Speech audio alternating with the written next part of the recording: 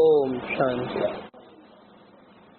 ये आज है 28/11/65 का प्रातः क्लास। रिकॉर्ड चला है, मुखड़ा देख ले प्राणी जरा दर्पण में।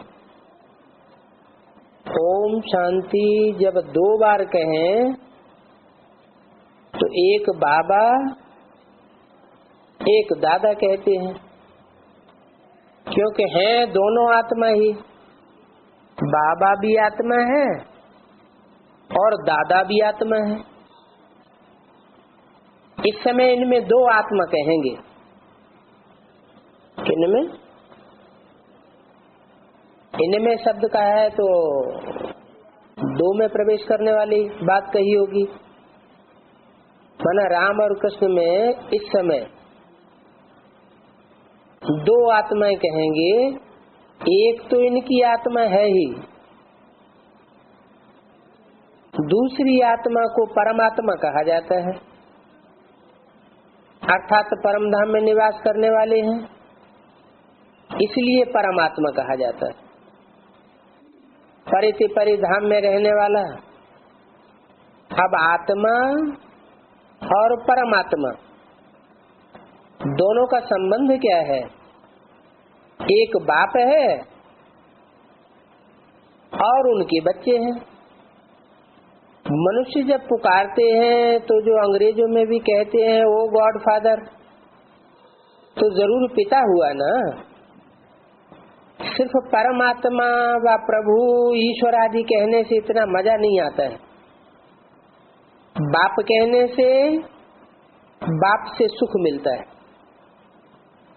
बाप तो होता ही है वर्षा देने के लिए। हर एक बाप चाहता है मेरा बच्चा जीवन भर सुखी बना रहे। तो बाप सुख और शांति का वर्षा देता है। लौकिक बाप से तो दुख ही मिलता आया। पारलौकिक बाप है सुख देने वाला। वो तो कहा ही जाता है सदा शिव, तो जरूर सदा सुख देने वाला होगा। फिर दुख कौन देता है? दुख देता है रावण, देह अभिमान वाला। निराकारी है देही, आत्माभिमानी, और देहधारी है सब देह अभिमानी। भक्ति मार्ग में इसीलिए इतना याद करते हैं। जरूर कोई प्राप्ति हुई होगी तो इतना याद करते हैं। गॉड फादर अर्थात वो हमारा पिता है। हम भी कहते हैं हम सब ब्रदर्स हैं, ब्रदरहुड कहते हैं। और ये भारतवासी जब कहते हैं हम सब भाई भाई हैं, तो आत्मा की तरफ ध्यान नहीं जाता है। जब आत्मा की तरफ ध्यान ही नहीं जाता है तो हिंदू मुस्लिम सिख ईसाई आपस में भाई भाई काहे के? सिखों का धर्म पिता गुरु नानक हो गया, अंग्रेजों का धर्म पिता क्राइस्ट हो गया, मुसलमानों का धर्म पिता मोहम्मद हो गया। तो जब एक बाप ही नहीं है तो भाई भाई की भाषा कहाँ से आ जाएगी? उनका कोई आत्मा की तरफ ध्यान नहीं जाता है और हमारा आत्मा की तरफ ध्यान जाता है। हम हैं आत्मा, देह की तरफ से बुद्धि हटाए देते हैं, तो आत्मा की तरफ ध्यान जाना चाहिए। जब ये कहते हैं कि आत्मा आत्मा भाई भाई बोलो, तो देहभान में चले जाते हैं। ये नहीं समझते हैं कि हम आत्माएं आपस में भाई भाई हैं और एक हमारा पिता है। हम सबका बाप एक है। अगर परमात्मा सर्वव्यापी होता तो भाई भाई कह नहीं सकते। आत्मा ही समझ कर कहते हैं भाई भाई। अभी तुम बच्चे बाप के सन्मुख बैठे हो, वहां तो सिर्फ कह देते हैं हिंदू मुस्लिम सिख ईसाई सब आपस में भाई भाई, परंतु बाप के सन्मुख थोड़े ही बैठे होते हैं। इसलिए उनको देहभान आता है। जानते हो बाप ने हमको अपना परिचय दिया है, क्योंकि बाप के सिवाय बाप का परिचय कोई दे भी नहीं सकता। अभी हमको शिव बाबा पढ़ा रहे हैं। ये आत्मा कहती है कि अभी हमको बाप मिला है, बाप मिला गोया सब कुछ मिला। बाप द्वारा वर्षा मिलता है, बच्चा पैदा हुआ और समझ जाते हैं कि बारिश आया है। बाबा कहने से ही बच्चे का वर्षा सिद्ध हो जाता है। अक्सर करके बच्चियां मामा कहती हैं। क्या कहा है? हाँ, वो तो कहती है, लेकिन यहाँ ज्ञान मार्ग में है याद की बात। यहाँ जो बच्चियों की स्वभाव वाली होंगी वो ब्रह्मा ही ब्रह्मा, अम्मा ही अम्मा करती रहेंगी। उनको बाप बाप याद नहीं आता। अपना नाम भी धरेंगी तो अम्मा बच्ची, ब्रह्मा कुमारी, ब्रह्मा कुमार। उनको बाप याद ही नहीं आता। और तुम क्या कहेंगे? हम हैं प्रजापिता ब्रह्मा कुमार। तुमको पहले बाप याद आएगा, फिर माँ याद आएगी, क्योंकि बाप पहले बीज बोता है ना। माँ तो बाद में जन्म देती है और पालना करती है। तो तुम माता पिता की बच्ची हो, वो सिर्फ माँ माँ कहती है। कौन? बच्ची। तो ब्रह्मा कुमारियां हुई बच्चियां। बच्चियों को बाप से वर्षा नहीं मिलता है। बाप आया है राजाई का वर्षा देने के लिए, वो बाप को याद नहीं करती तो उनको बाप का वर्षा मिलता नहीं। तो अक्सर करके बच्चियां मामा कहती हैं, बच्चा होगा तो बाबा बाबा करता रहता होगा। बच्चे का बाप की तरफ लव जाता है। क्यों? बच्ची की तरफ लव क्यों नहीं जाता? क्योंकि जानता है ये तो दूसरे घर की हो जाएगी, हैं? पराये घर की हो जाएगी। तो जो ब्रह्म ही ब्रह्मा, ब्रह्म ही ब्रह्मा, अम्मा ही अम्मा करते रहते हैं, वो जरूर दूसरे धर्म में कन्वर्ट होने वाले, पराये घर के होने वाले। द्वापर युग से दूसरे धर्म में कन्वर्ट हो जाएंगे। इसलिए बाप का लव किसकी तरफ जाता है? जो बच्चा है, सूर्यवंशी बच्चा है, उस बच्चे की तरफ ये लव जाता है। तो बच्चा होगा तो जरूर ज्योति बिंदु बाप को याद करता होगा। बच्ची होगी तो जरूर ब्रह्मा अर्थात देह अभिमानी को याद करने वाली होगी। माँ में देह भान होता है और बाप बीज प्रदत्त पिता कैसा है? बीज बोने वाला बीज होता है। इसलिए बाप को याद करने वाले वर्षा पाते हैं, माँ को याद करने वाले ज्यादा से ज्यादा पाएंगे तो रानी का वर्षा पाएंगे। रानी को फिर भी अधीन रहना पड़ता है और राजा तो स्वाधीन होता है, किसी के अधीन नहीं होता। तो माँ से तो वर्षा नहीं मिल सकता, बाप से वर्षा मिलता है। बच्ची होगी तो ऐसे नहीं कहेगी बारिश से पैदा हुआ। अब यहाँ तो तुम सब आत्मा भाई भाई हो। बाबा कहते हैं यहाँ तुम सब क्या हो? भाई भाई हो। यहाँ माना कहाँ? यहाँ एडवांस पार्टी में तुम सब भाई भाई हो। यहाँ तुम भाई बहन नहीं हो। क्यों? क्यों? क्योंकि तुम सब राजाई का वर्षा लेने वाले हो। तुम में कोई रानी बनने वाला नहीं है और तुम में से कोई पराये घर जाने वाला भी नहीं है। अपने धर्म में पक्के रहेंगे। तो भी यहाँ तो तुम सब आत्माएं भाई भाई हो। तुम हरेक बाप से वर्षा ले रहे हो। बाप की श्रीमत पर अर्थात हरेक अपन को बाप का बच्चा समझे और सबको परिचय भी देते हैं। बाप का ही परिचय देते हैं। बाप का परिचय दे और फिर सच चक्र का राज समझाओ। बाप से तो स्वर्ग का वर्षा मिलता है? बाप से स्वर्ग का वर्षा मिलता है। बाप खुद स्वर्ग में जाता है कि वर्षा ही मिलता है?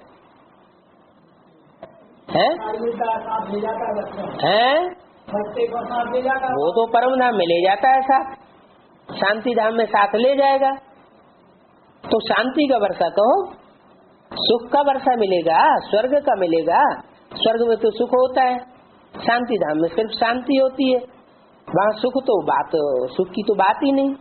सुख तो तब भासे जब शरीर हो, शांति धाम में तो शरीर होते ही नहीं।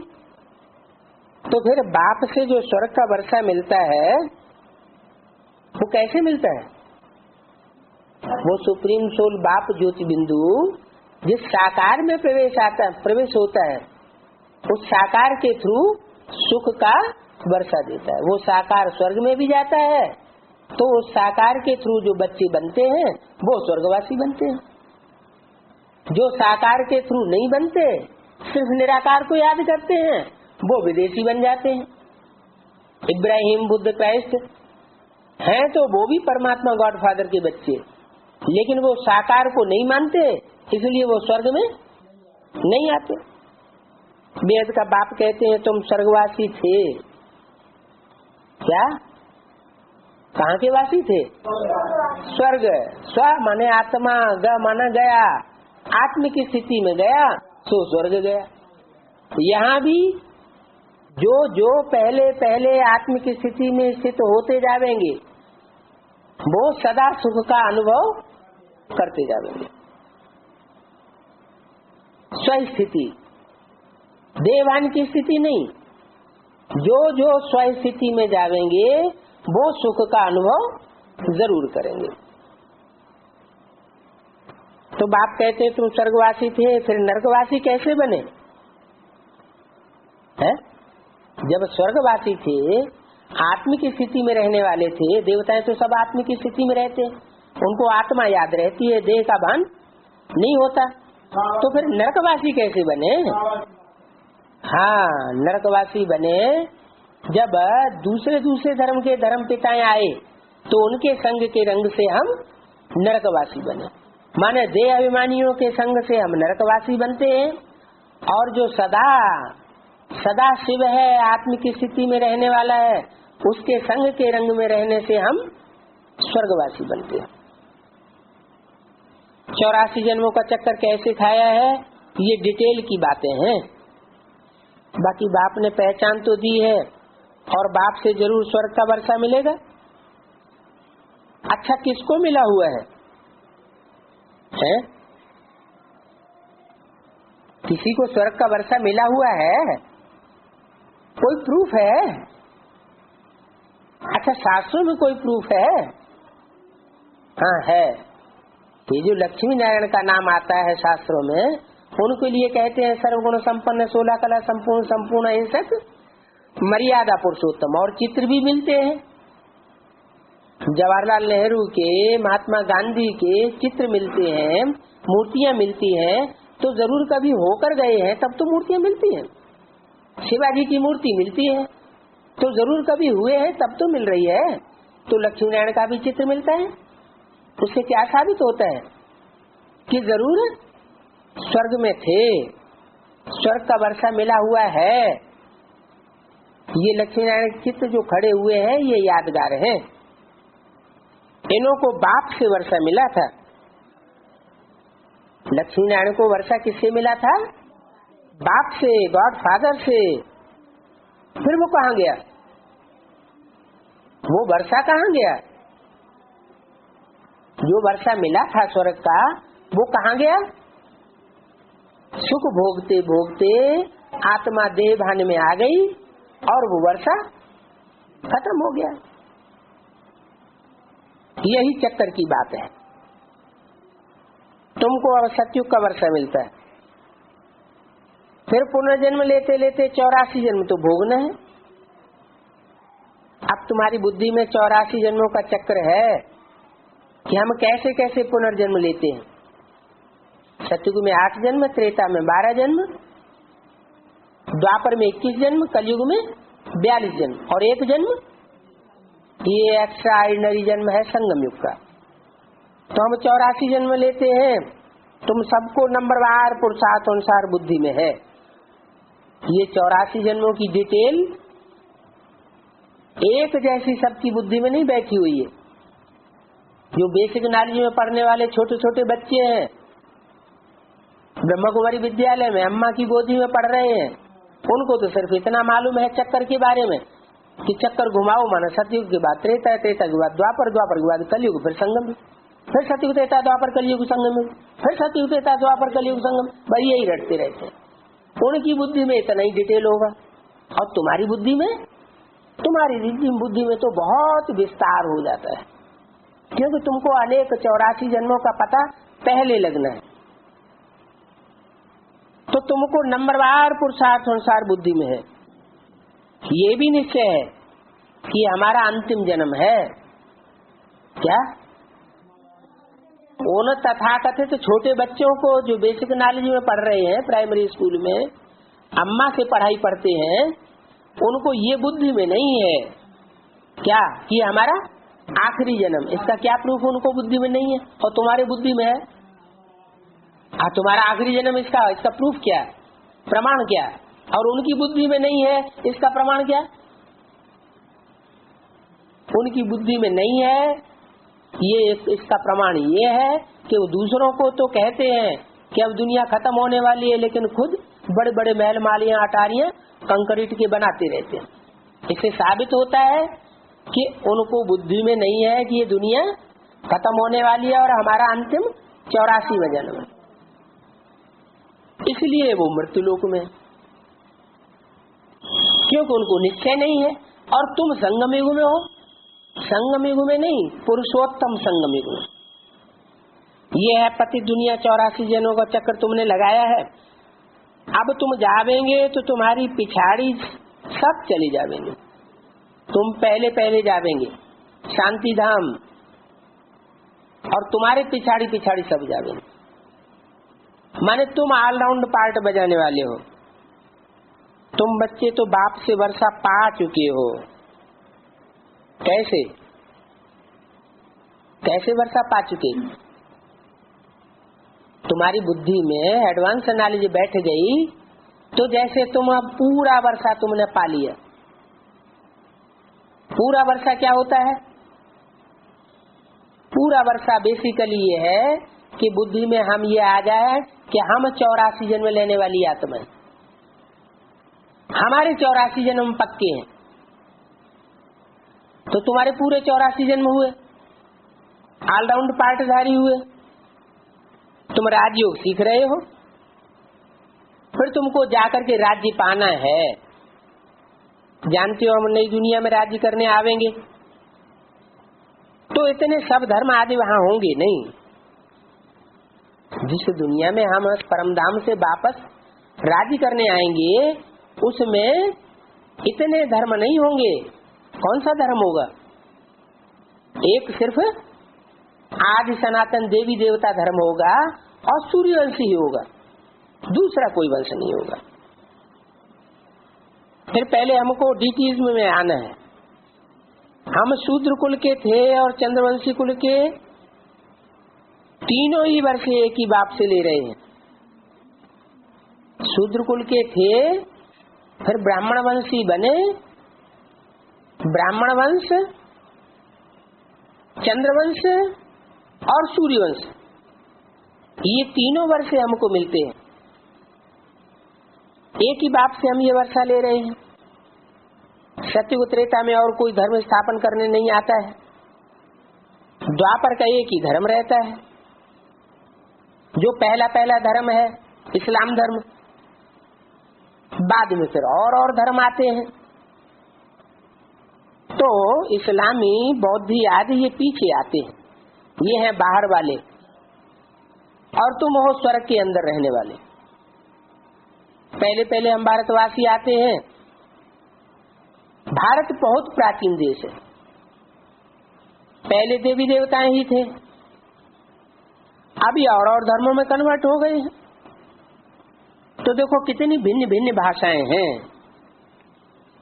जैसे यूरोपियंस हैं, तो यूरोप की भाषाएं अलग, अमेरिकन हैं, उनकी अमेरिकन भाषा अलग, फ्रांस की भाषा अलग। तो वो सब अंग्रेज लोग हैं। चीन को देखो, एक ही बौद्ध धर्म के हैं, परंतु चीन की भाषा और जापान की भाषा और तिब्बत की भाषा अलग अलग हैं, तो सब बौद्ध ही, परंतु वृद्धि हो जाने से फिर भाषाएं अलग अलग हो जाती हैं, आपस में एक दूसरे के दुश्मन बन जाते हैं। माना जितने जितने धर्म बढ़ते जावेंगे, धर्म की धारणाएं बढ़ती जावेंगी, जितनी जितनी भाषाएं बढ़ती जावेंगी, उतना उतना विभेद पैदा होता जाएगा, आपस में झगड़ा पैदा होता जाएगा। वास्तव में भारत जो है उसका कोई दुश्मन नहीं है, ये तो दूसरे धर्म वाले आकर के लड़ाते हैं। क्या इस्लामी आए, बौद्धी आए, क्रिश्चियंस आए, उन्होंने अलग अलग मतांतर फैलाए, अलग अलग भाषाएं फैलाई, अलग अलग धर्म की धारणाएं सिखाई, तो आपस में झगड़ा हो जाता है। भारत का दुश्मन कोई नहीं है। क्यों? क्योंकि भारत से तो सारे ही धर्मों का ओरिजिन है, पैदाइश होती है। भारत सब धर्मों का माई बाप है। जैसे मुसलमान लोग आए, फूट डाली, भारत को भी आपस में लड़ाई दिया, नहीं तो इन्हों का लड़ना है नहीं। भारतवासियों का ऐसे कब आपस में लड़ाई नहीं हुई है, न सतयुग में कोई लड़ाई हुई, न त्रेता में कोई लड़ाई हुई। क्यों नहीं हुई? क्योंकि वहाँ एक धर्म, एक राज्य, एक सत्ता, एक मत, एक भाषा होती है, तो लड़ाई झगड़े का कोई सवाल होता ही नहीं। ये तो विभेद पैदा करने वाले दूसरे दूसरे धर्म जब से आए हैं दुनिया में, तब से लड़ाइयाँ शुरू हुई। दूसरों ने लड़ाया है, लोभ के कारण लड़ाया है, कोई ने क्रोध के कारण लड़ाया है, ऐसे बहुत मदद भी देते हैं। बंगाल में नवाब राज्य करते थे तो उसको वजीर को रिश्वत दे दी। किसने? अंग्रेज आए ना, तो अंग्रेजों ने क्या किया कि बंगाल का जो नवाब था उसके वजीर को रिश्वत दे करके अपना काम करा लिया, तो अपने घर की सत्यानाश कर दी लड़ा करके। तो अब ये भी खेल है, भारतवासी ये भूल गए हैं कि हम सब आपस में भाई भाई थे और हम ही विश्व के मालिक थे।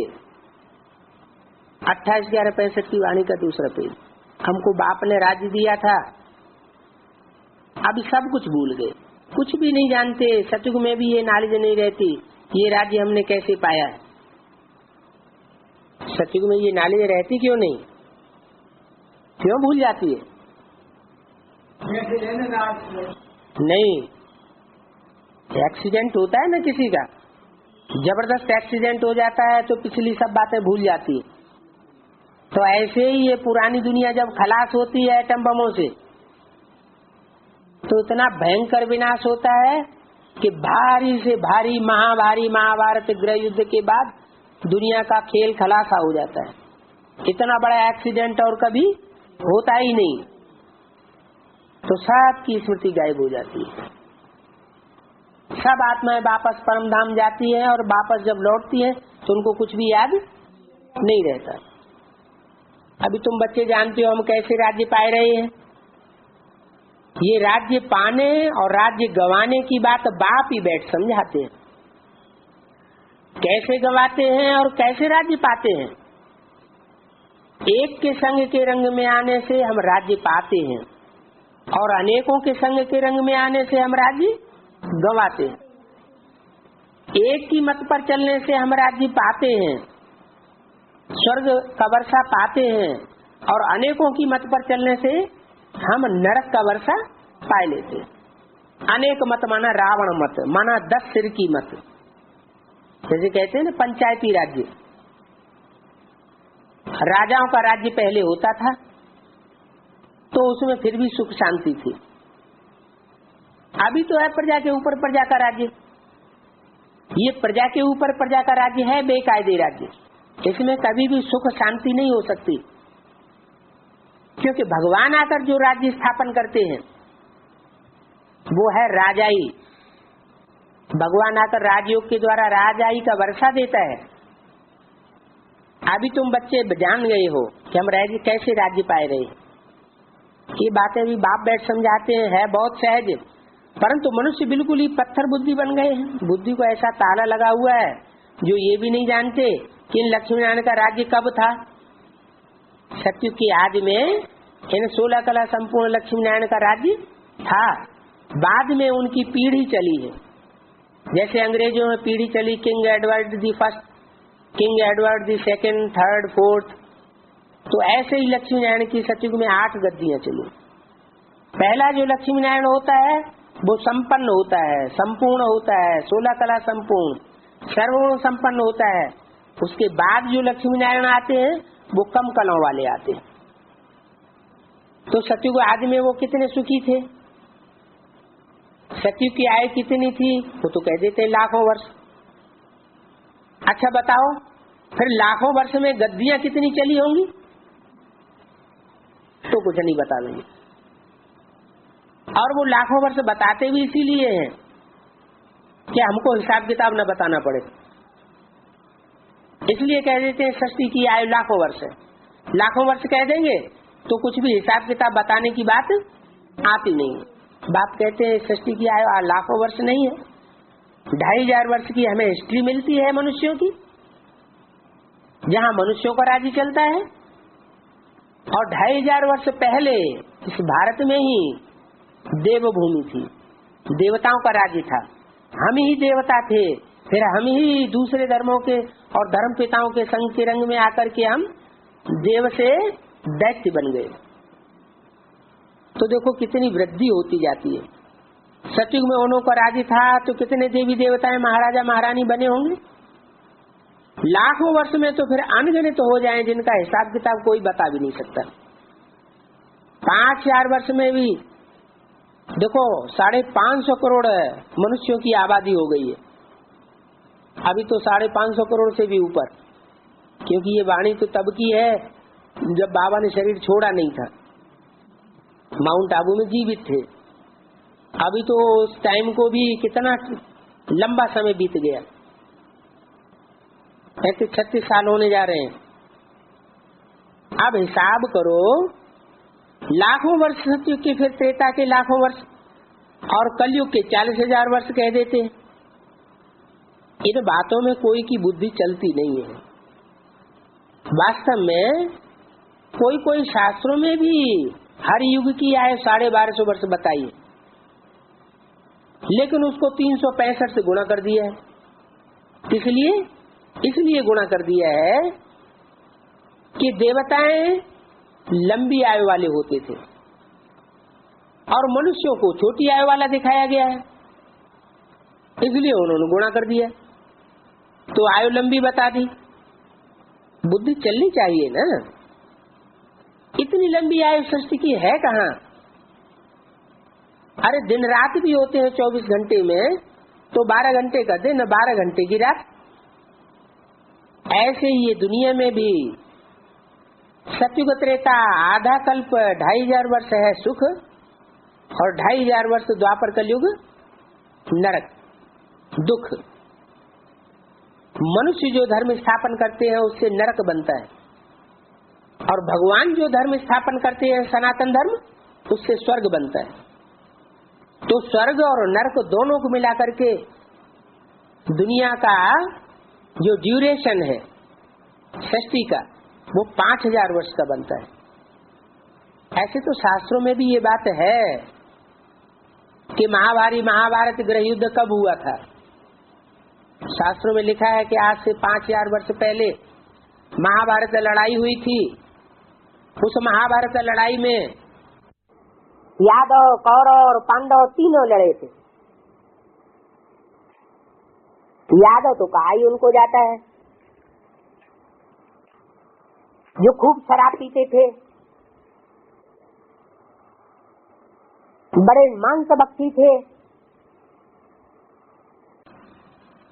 मांसभक्षी थे, बड़ी बड़ी महलमाड़ियों अटारियों वाले थे। सुख समृद्धि से भरपूर थे और उनके पेट से मूसल निकले। अब ये शास्त्रों की कथा कहानियां लाक्षणिक अर्थों में है। कोई पेट से लोहे के मूसल नहीं निकलते हैं, न मिसाइल्स निकलते हैं। ये तो बुद्धि रूपी पेट है।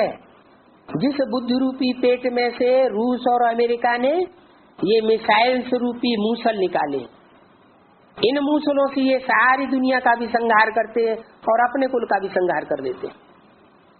5000 वर्ष पहले भी दुनिया का संहार हुआ था और अब फिर ये मूसल बना करके इन यादवों ने तैयार किए हुए। पांडव भी थे लेकिन उनकी तादाद बहुत कम थी। उंगलियों पे गिने जाने योग्य उंगलियां तो होती है 5 उंगलियों पे गिने जाने योग्य सिर्फ 5 पांडव थे। बाद में उनकी सच्चाई को परखते हुए उनकी संख्या जब बढ़ी तो वो भी 7 अक्षौणी हो गई। तो इतनी लंबी आयु नहीं है।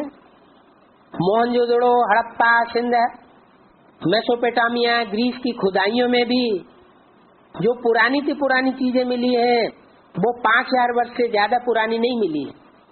इससे भी साबित होता है कि दुनिया की आयु 5000 वर्ष से ज्यादा नहीं है।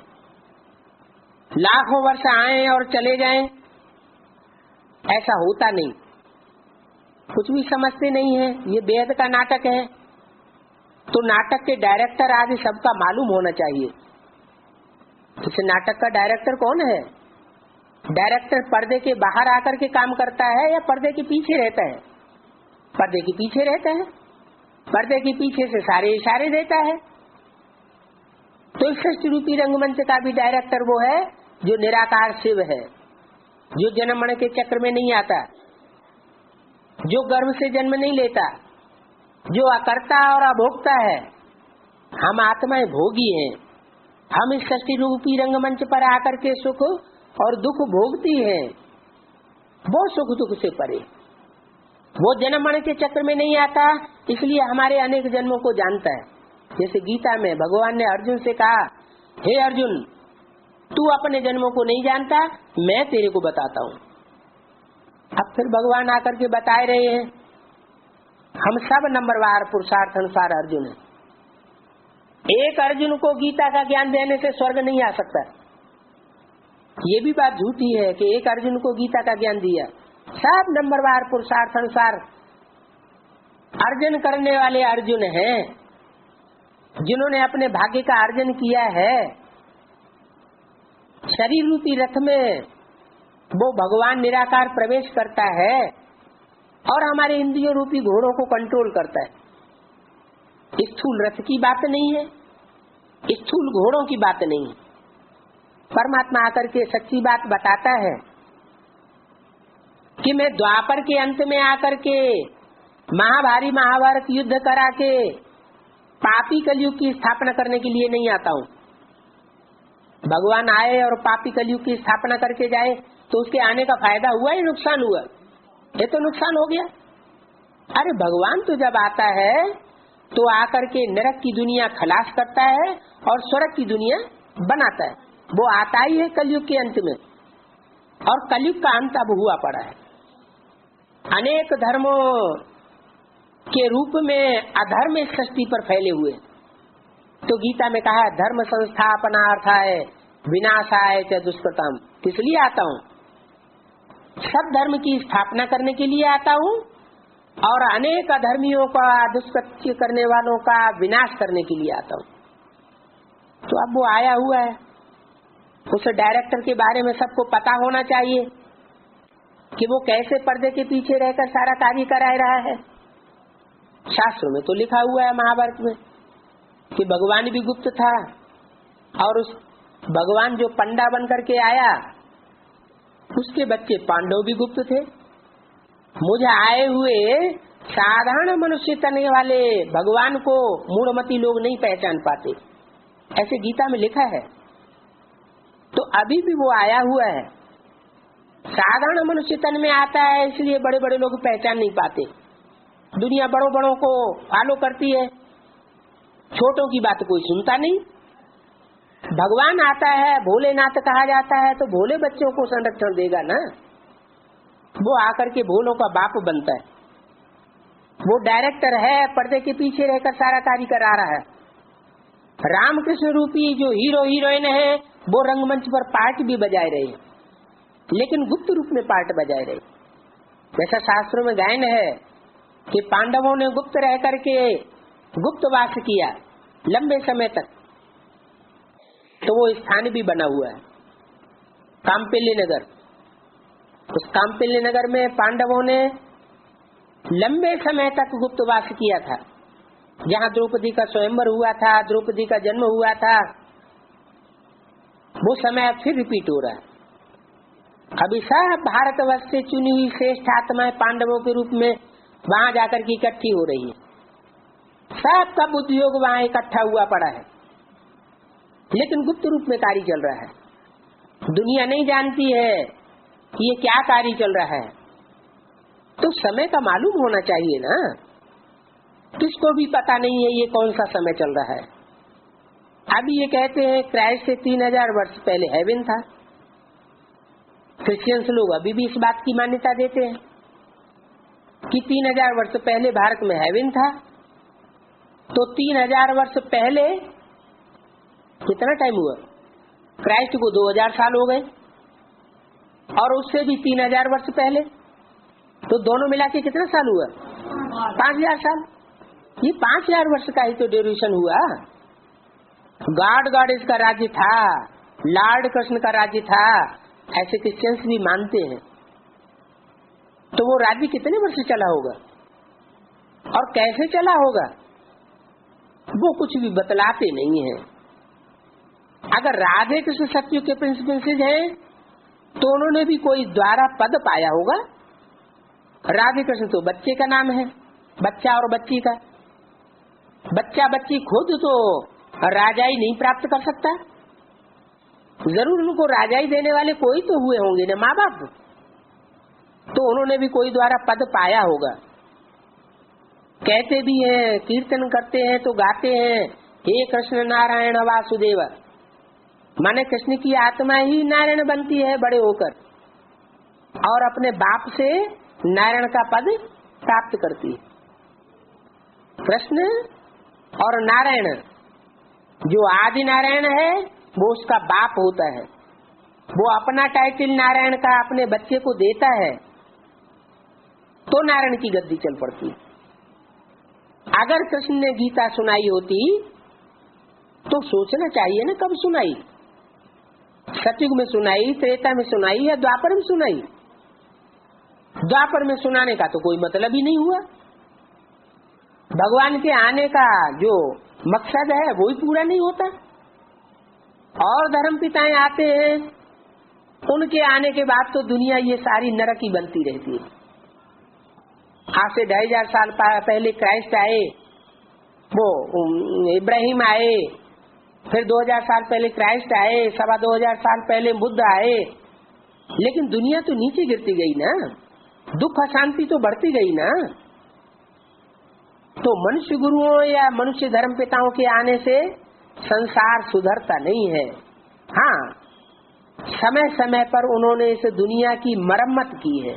जैसे कोई मकान पुराना हो जाता है तो बीच बीच में उसकी मरम्मत करते रहते हैं, तो उन्होंने सिर्फ मरम्मत की है, कोई नया सृष्टि रूपी मकान बनाया नहीं। इस सारी सृष्टि को नया बनाने का काम तो एक परमपिता परमात्मा का ही है, जो अभी कलयुग के अंत में आता है और आकर के एटॉमिक एनर्जी से इस दुनिया का विनाश शंकर के द्वारा कराता है। इसलिए शंकर के नाम के साथ क्या क्या लगता है टाइटल? हर हर बम बम। तो 50-60 वर्ष पहले न ये ज्ञान था, और न भगवान आया हुआ था, और न एटॉमिक एनर्जी का इजाद हुआ था। 60 वर्ष के अंदर ये एटॉमिक एनर्जी भी तैयार हुई, शंकर का काम भी शुरू हुआ, ब्रह्मा का काम भी शुरू हुआ, और विष्णु का कार्य भी होने वाला है। तो अब परमात्मा बाप कहते हैं ये सब बातें डिटेल में मैं बैठ करके समझाता हूँ। क्या जो गायन है कह समझे कवि, और कै समझे रवि।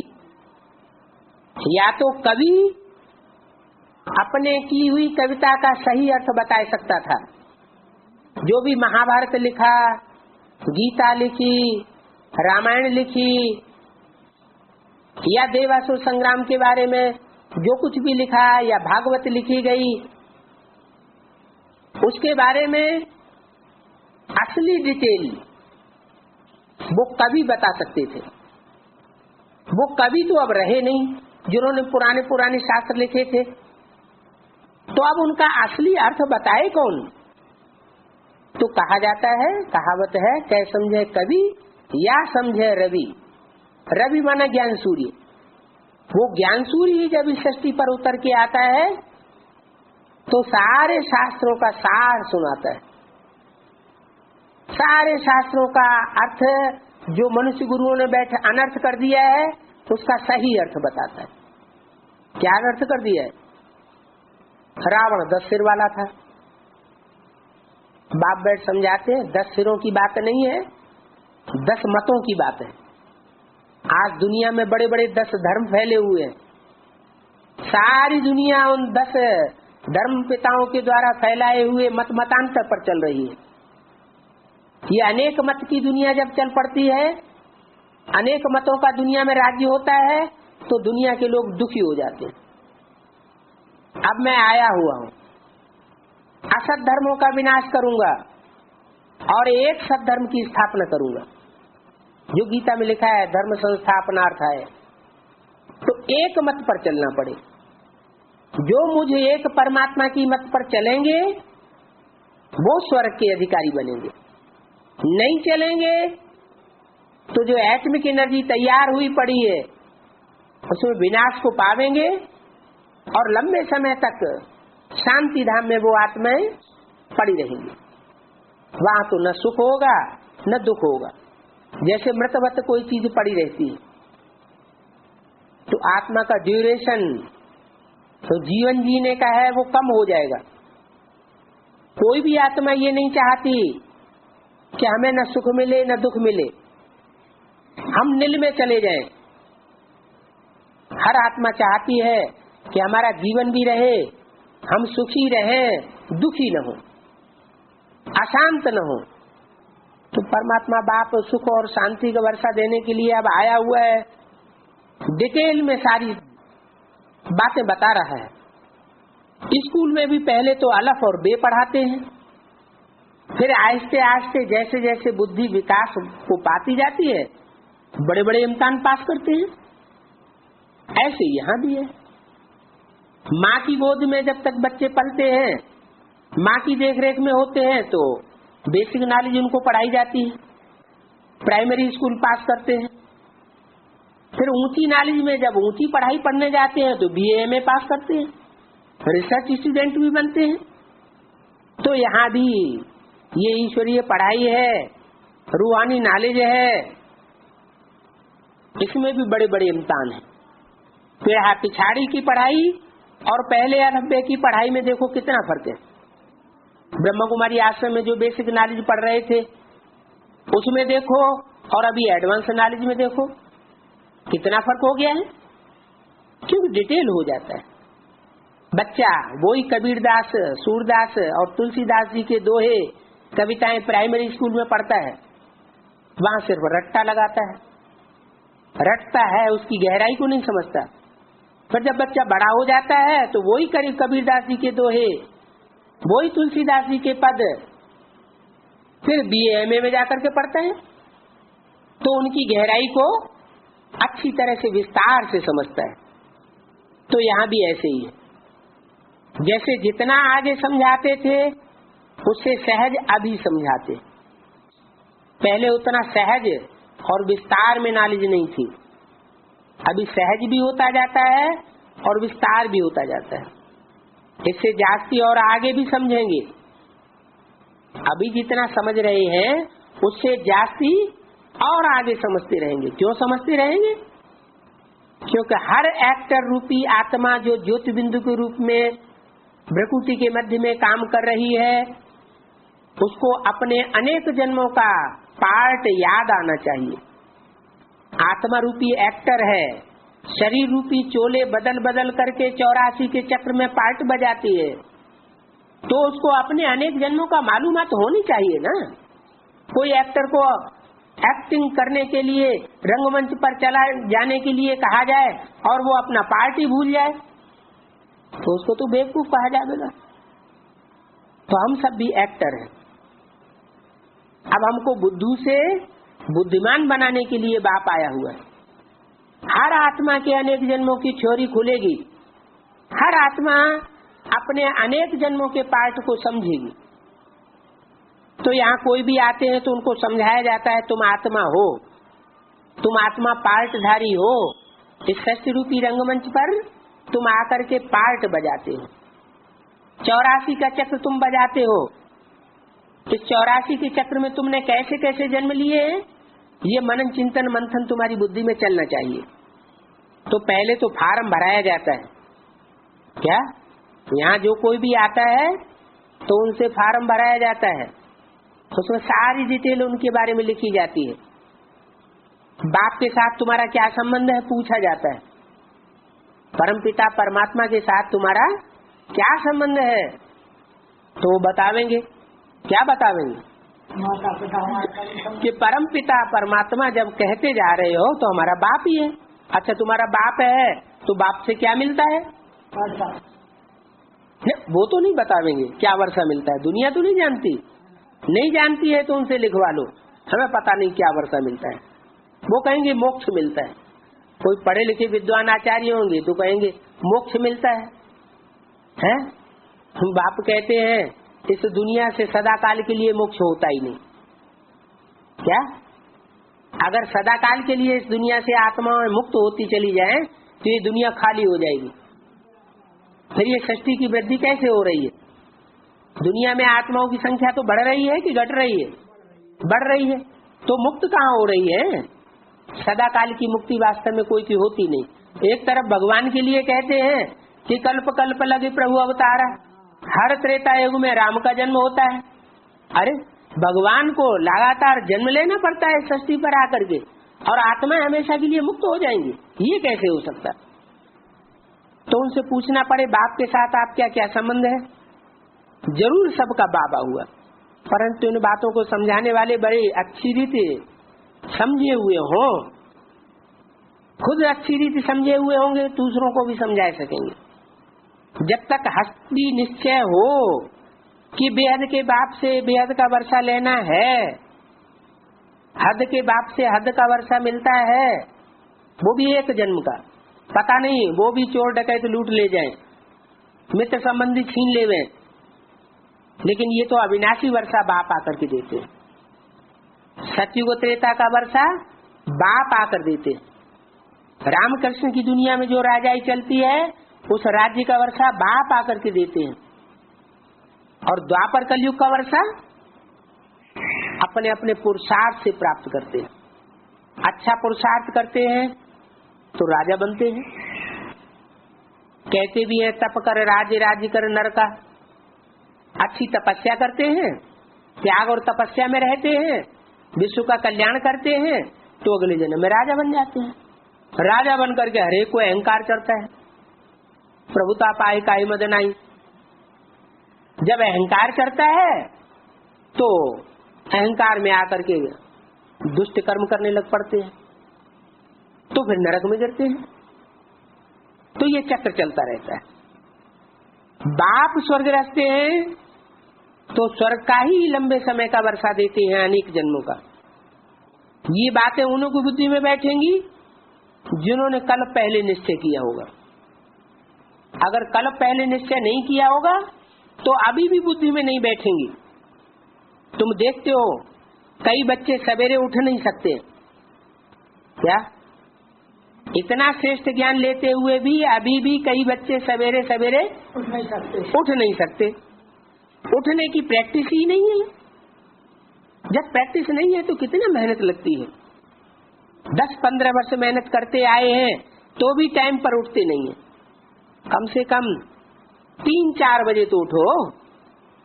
बाप बेहद का आया हुआ है, बेहद का पुरुषार्थ कराए रहा है, तो बेहद का वर्षा लेने के लिए, अनेक जन्मों की सुख शांति का वर्षा लेने के लिए कुछ तो मेहनत करनी पड़े।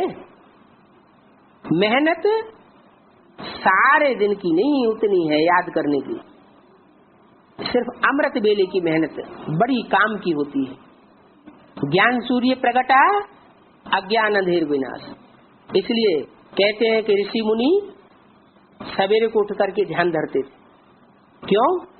क्योंकि उनकी बुद्धि में है तो स्थूल सूर्य जब उगता है तो उससे पहले उठना चाहिए। उस समय अमृत बेला होता है, अमृत बरसता है, वातावरण शुद्ध होता है। लेकिन वास्तव में वो तो एक स्थूल बात है। ये है सूक्ष्म बात। वो ज्ञान सूर्य परमात्मा इस सृष्टि पर जब उगता है तो उसके उगने से पहले, माने उसके संसार में प्रत्यक्ष होने से पहले, जो श्रेष्ठ आत्माएं परमात्मा को पहचान लेती हैं और पहचान कर पुरुषार्थ करती हैं तो उनको पहले वर्षा मिल जाता है। वो आकर के अपना स्वयं परिचय देता है, उसका परिचय कोई दूसरा नहीं दे सकता। तो परमात्मा बाप के जो पहले बच्चे बने होंगे कल्प पूर्व में, वो फिर आकर के वर्षा लेते हैं और वर्षा लेकर के अनेक जन्मों की सुख शांति प्राप्त करते हैं। भक्त लोग भी सवेरे सवेरे उठकर कुछ न कुछ ध्यान धरते हैं, मंत्र जपते हैं, बहुत सवेरे उठते हैं। अभी तुमने समझा है, भले वो भक्ति मार्ग में कितना भी सवेरे उठे, कोई का भी सिमरण करें, शिव का सिमरण करें, हनुमान का करें, परंतु उससे कोई फायदा नहीं, क्योंकि उन्होंने शिव के या हनुमान के बायोग्राफी को जाना ही नहीं है। किसी के जीवन की बायोग्राफी को समझे बगैर ही उसे याद करना, उससे कोई फायदा नहीं। जिसकी हम पूजा करते हैं उसकी जीवन कहानी को तो जानना चाहिए। वो कौन थे, कब हुए, कैसे उन्होंने क्या कार्य किया, वो सारी डिटेल तो जानना चाहिए। ऐसे तो कहते भी हैं भक्ति मार्ग में, पानी पिए छान के गुरु करे जान के। तो जब तक गुरु के बारे में पूरी जानकारी नहीं है, ऐसे ही दूसरों की देखा दुगुन दुनी, गुरु कर लिया, पहचाना नहीं, उसको परखा नहीं, तो फायदा क्या होगा। जन्म बाई जन्म गुरु करते रहते हैं, एक गुरु चला जाता है, उसका चेला गद्दी पे बैठ जाता है, उसको गुरु बनाए लेते हैं, दुनिया नीचे गिरती चली जाती है। बाप कहते हैं इन मनुष्य गुरुओं से दुनिया नीचे गिरी है। अब मैं जब आता हूँ, मैं तो निराकारी हूँ, मैं तो जन्म मरण के चक्र में नहीं आता हूँ, मैं तो सिर्फ प्रवेश करता हूँ। जैसे गीता में लिखा हुआ है, प्रवेश तुम, मैं प्रवेश करने योग्य हूँ। मैं गर्भ से जन्म नहीं लेता हूँ, जैसे भूत प्रेत प्रवेश कर जाते हैं, मैं भी प्रवेश तो करता हूँ, लेकिन भूत प्रेतों का प्रवेश और मेरे प्रवेश में बहुत अंतर है। मेरा है दिव्य जन्म, दिव्य प्रवेश, मैं कारण शरीर से प्रवेश करता हूँ। माने बिंदु रूप आत्मा, स्टार स्वरूप जो आत्मा है वो है कारण, ये शरीर रूपी वृक्ष है कार्य, और शरीर रूपी वृक्ष की जो बीज रूप आत्मा है वो भ्रकुटी में निवास करती है। उसकी यादगार में ऋषि मुनियों ने मस्तक में टीका लगाने का चलन चलाया था। माताएं बिंदी लगाती रही ताकि एक दूसरे को आत्म की स्मृति के रूप में देखें, देह के रूप में न देखें, देह का आकर्षण न हो। देह का आकर्षण होता है तो देह में विकार पैदा होते हैं, क्योंकि देह है विनाशी और आत्मा है अविनाशी। अविनाशी आत्मा में ध्यान धरने से अविनाशी प्राप्तियां होंगी। तो ज्योति बिंदु आत्मा है, तो ज्योति बिंदु आत्मा का बाप परमात्मा भी ज्योति बिंदु होगा। हाथी जैसा बच्चा है तो हाथी का बाप भी हाथी जैसा होगा। सांप लंबा है तो सांप का बाप भी लंबा होगा। तो बिंदु बिंदु आत्माएं, स्टार स्वरूप जो भी हम आत्माएं हैं, जिनके लिए गायन है, क्या गायन है। आसमान में 9 लाख सितारे हैं, वास्तव में वो तो जड़ सितारे, और हम हैं धरती के चैतन्य सितारे। जब सृष्टि का विनाश होगा उस समय सृष्टि की आबादी सिर्फ 9 लाख बचेगी। वो ऐसे सितारे हैं चैतन्य जो सारी दुनिया के पूर्वज हैं। 84 जन्मों में से पहले जन्म से आने वाले हैं, और आत्माएं कम जन्म लेंगी, पूरे 84 जन्म नहीं लेंगी। लेकिन तुम बच्चे जो परमात्मा के 9 लखा हार बनते हो, वो ऐसी श्रेष्ठ आत्माएं हो जिनकी बुद्धि में ज्ञान समाया जाता है। तो बहुत सवेरे सवेरे उठना चाहिए, अपनी आत्मा का ध्यान करना चाहिए, अपनी आत्मा के बाप परमपिता परमात्मा ज्योति बिंदु शिव का ध्यान करना चाहिए। ऋषियों महर्षियों ने उस ज्योति बिंदु का बड़ा आकार शिवलिंग बनाई दिया पूजा करने की सुविधा के लिए।